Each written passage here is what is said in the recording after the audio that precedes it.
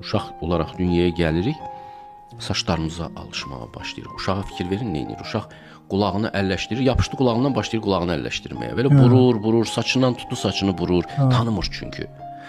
Qolunu tapsı qolunu başlayır yalamağa.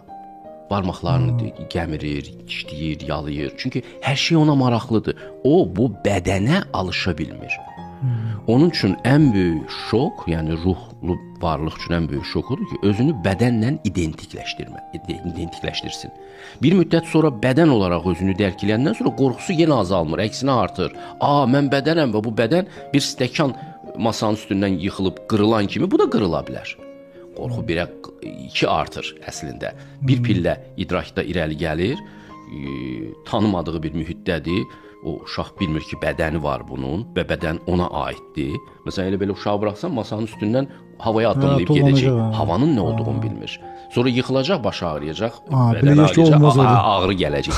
Ağrı vasitəsilə həyat ona, onun bədəninin sərhədlərini tanıdır. Amma bədənini tanıyandan sonra da qorxu azalmır. Çünki onda bədənlə özünü eyniləşdirməyə başlayır, qorxu yenə də artır. Bir də nə zaman qorxu yox olur?